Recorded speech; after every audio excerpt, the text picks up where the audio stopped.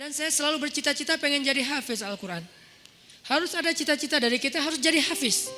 Sedikit bicara tentang bab hafal Quran buat kita yang gak mondok nih. Kalau teman-teman pengen jadi hafiz, targetnya jangan setahun atau 6 bulan hafal. Itu jadi putus asa nanti. Memang motivasinya ada orang yang 3 bulan hafiz, 6 bulan hafiz, setahun hafiz. Tapi kan dia mondok, 24 jam menghafal Quran. Kita kan banyak kesibukan yang lain, yang lebih realistis. Berapa? 6 tahun hafiz. Gimana cara 6 tahun hafiz? Sekarang rata-rata usia kita berapa? Sebutlah rata-rata 20 tahun ya. Ada yang 22, ada yang 19, rata-rata 20 tahun. Ustadz segitu juga? Ya kurang lebih lah. Rata-rata 20 tahun. Berarti 26 tahun itu cepat banget. Ya udah deh, jangan terlalu 6 tahun, 10 tahun. Kalau kita mau menghafal Quran 10 tahun hafiz, berarti sehari kita cuma perlu menghafal 2 baris. Sehari 2 baris. Dibagi 5 waktu sholat. 2 baris itu alif lam mim dzalikal kitabul la raiba fihi hudal lil muttaqin alladzina yu'minuna bil ghaib. Segitu. Enggak sampai 1 ayat kan? Nah, cara ngafalnya subuh alif lam mim, udah beres. Susahnya di mana coba? Subuh teman alif, zuhur dzalikal kitabul la raiba fihi. Asar hudal lil muttaqin. Maghrib alladzina yu'minun. Isya bil ghaib. Selesai. 1 hari 2 baris. Tapi butuh istiqomah, butuh dawam, konsisten. Kalau sehari 2 baris, maka 10 tahun. 10 tahun itu gak lama loh. Saya tuh di Bandung udah 13 tahun, gak kerasa. Seolah-olah baru kemarin saya datang dari Kairo ke Bandung, sekarang udah 13 tahun, gak kerasa gitu aja. Tiba-tiba udah 13 tahun, berarti kalau saya ngafal sehari 2 baris, sekarang udah 3 tahun yang lalu udah selesai tuh. Berarti semua kita bisa jadi hafiz sebetulnya kalau udah lancar tahsinnya. Sehingga kita meninggal berstatus hafiz. Bukan untuk pamer ke orang, bukan untuk taruh di Instagram bio, hafiz Al-Quran. Itu mah bebas lah, terserah niat ya. Saya kan gak mau menjudge kan, ada orang yang menaruh gitu supaya jadi syiar. Ada yang mungkin dia riak, kalau dia riak dia rugi. Kan ngafal Quran gak gampang, masa mau dihabisin dengan hanya taruh di bio, rugi banget tuh. Ini kenapa saya sedikit masukin ke bab hafiz. Saya berharap kalau ada yang dengar ceramah ini jadi termotivasi menghafal Quran, saya dapat pahala dari yang menghafal itu. Ternyata targetnya gampang, 2 baris sehari, 10 tahun khatam. 2 baris itu gampang banget. Alif, alhamdulillah. Zuhur, Rabbil alamin. Asar, Ar-Rahman.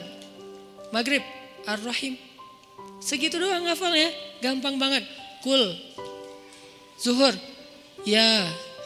Asar, ayyuhal. Gitu doang kan, saking gampangnya. Kapan itu khatamnya Ustadz? Gak tahu pas sakaratul maut kali. Saking pendek-pendeknya. Nah maksud saya, target sebelum meninggal hafiz. Tapi kan kita gak tahu usia kita Ustadz. Memang kita gak tahu, ini mah target semampu kita. Kalau meninggal sebelum 10 tahun, yang penting kita udah punya niat. Siapa yang berniat baik dan tidak tercapai, maka dia dapat pahala kebaikan yang utuh. Siapa yang tercapai, dia dapat pahala 10 kali lipat. Kalau kita meninggalnya usia 40 tahun, usia 50 tahun, udah hafiz. Tahu gak kedudukan hafiz di akhirat nanti kayak gimana? Itu keren banget. Harus cemburu kita sama orang yang hafiz tuh. 1, dijamin surga, kalau dia ikhlas, dijamin surga. Kita tuh bukan golongan sahabat. Saya kemarin pas datang ke kuburan Uhud ya, namanya Jannatul Uhud, surga Uhud. Kenapa? Karena di situ dimakamin 10.000 ahli surga. Pas saya datang ke kuburan Uhud, saya ngerasa duduk aja lama di situ ya, mikir beruntung banget ya mereka. Semua dijamin surga. Duduk di kuburan Uhud itu nggak ada serem-seremnya. Benar-benar namanya surga Uhud. Karena kayak kita duduk di atas taman surga. Kan datang ke kuburan tuh ada agak-agak serem gimana gitu kan. Ini gak ada seremnya sama sekali, nyaman. Merpatinya banyak hingga di atas kuburan-kuburan itu. Dan di atas kuburan itu kita bisa tahu beberapa. Ini kuburan Sayyidah Aisyah, ini kuburannya Ibrahim anak Rasulullah, ini kuburannya Imam Malik, ini kuburannya misalnya Fatimah, ini kuburannya Ummu Kulsum, putri-putri Rasulullah. Duduk aja di atas kuburan para sahabat. Beruntung banget ya mereka dijamin surga. Kita nggak dapat kesempatan itu karena nggak sezaman dengan Nabi. Tapi kita punya kesempatan lain. Gimana? Hafiz Al-Quran, dijamin surganya. Dengan syarat ikhlas dan tidak berbuat dosa besar. Dijamin surga. 1. Kedua, bisa bawa 10 orang selain mantan ke surga. Kasihan juga ya mantan ini ya. Makanya jangan jadi mantan. 10 orang. Siapa aja? Ayah, ibu, udah pasti tuh. Makanya saya pengen menghafal Quran biar kalau saya khatam, saya ngerasa di dunia tuh belum sempat berbakti sama ibu dan ayah saya. Keburu meninggal pas tsunami. Nanti saya pengen berbaktinya di akhirat. Berbakti di akhirat, hafal Quran. Sehingga nanti di akhirat saya berharap berhusnuzon ke Allah, bukan sok pede ya. Kayak Ustaz udah paling pasti masuk surga aja. Bukan, husnuzon ke Allah. Nggak boleh sok pede. Kalau sok pede namanya mentazkiyah diri sendiri. La tuzakku anfusakum. Berhusnuzon ke Allah, Allah maha menepati janji, saya bisa bawa mak, yuk ikut abang, kemana bang? Surga. Kan enak ya, bapak yuk ikut abang kemana? Surga. Kakak saya meninggal juga di tsunami, itu buat saya ibu kedua saya setelah ibu saya karena dia paling banyak berkorban.